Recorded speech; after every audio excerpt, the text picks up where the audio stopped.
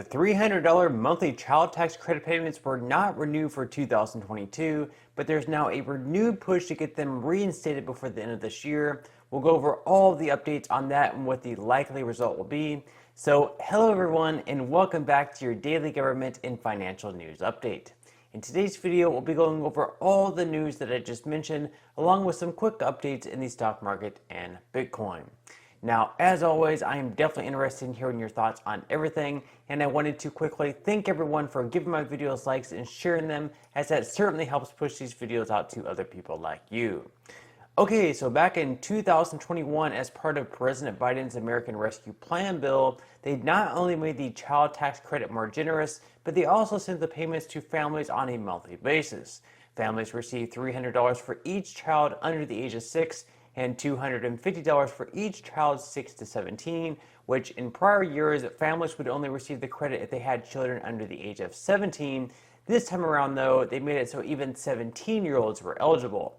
If families didn't want to receive the money on a monthly basis, they could instead opt to receive it in a lump sum payment at the end of the year. But receiving, say, $600 per month if you had 2 children under the age of 6 was definitely helpful for a lot of parents. Not only that, but the child tax credit was also fully refundable, which meant that even low-income families were eligible to receive the full amount. According to the Center on Budget and Policy Priorities, this was estimated to help reduce the child poverty rate to a record low of 5.2%. Without those changes, the rate would have been 8.1%. Now, even though the expanded child tax credit from Biden's American Rescue Plan was not extended for this year, there is still a child tax credit offered as usual, but it's just not nearly as generous as this one was. So just like in prior years before 2021, the credit is $2,000, but this only includes each child under the age of 17. Remember, in the other one, it also included kids under the age of 18, so even 17-year-olds were included.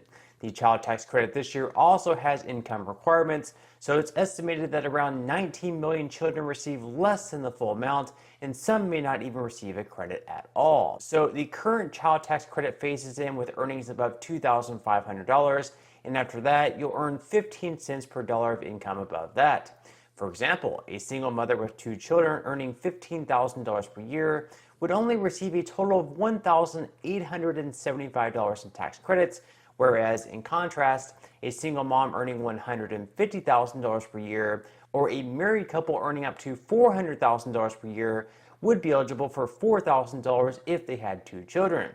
So basically, those with higher incomes get more of the credit simply because they pay more in taxes. Lower income parents, on the other hand, are partially or completely shut out of the credit because their tax liability isn't more than what the full credit is. So you can probably see how that might impact lower income families.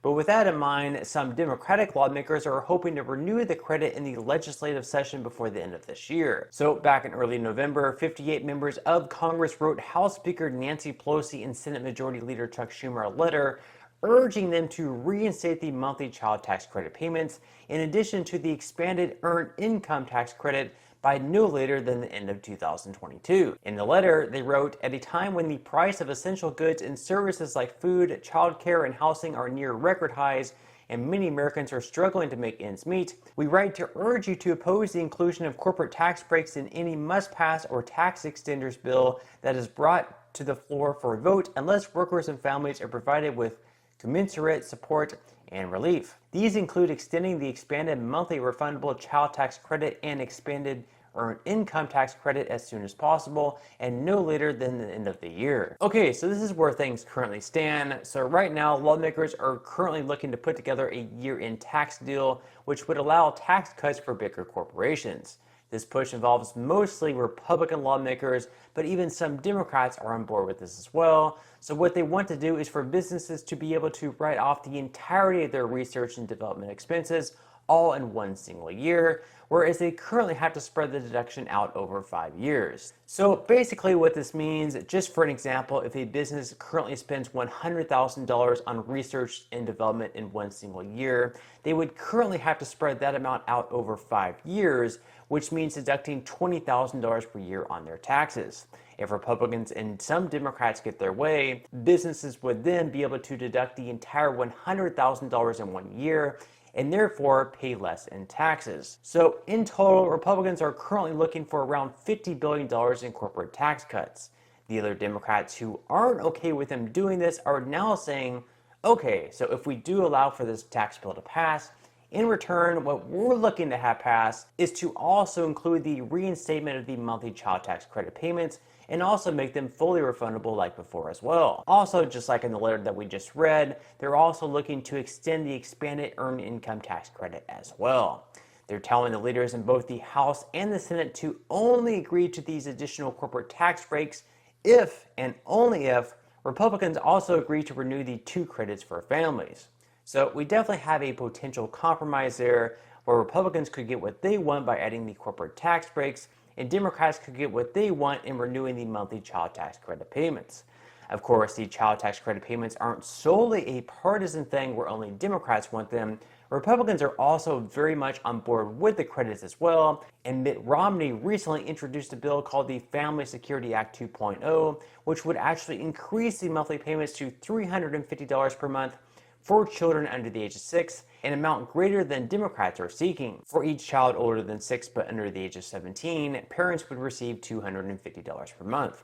Now, one might wonder why Democrats aren't also getting on board with this bill and why it hasn't been heavily bipartisan. Well, the reason for this is that there would be a work requirement, as families would need to earn at least $10,000 to qualify for the full credit. If parents only receive $5,000 per year, for example, they would only receive half of the credit, which in the case of a family that had 1 child under the age of 6 with a $5,000 annual income, they would only receive monthly payments of $175 as opposed to receiving the full $350 payment. Democrats are saying that this is a flaw in the bill because they don't believe that people should have to work or receive a minimum income in order to be eligible for the entire monthly payment.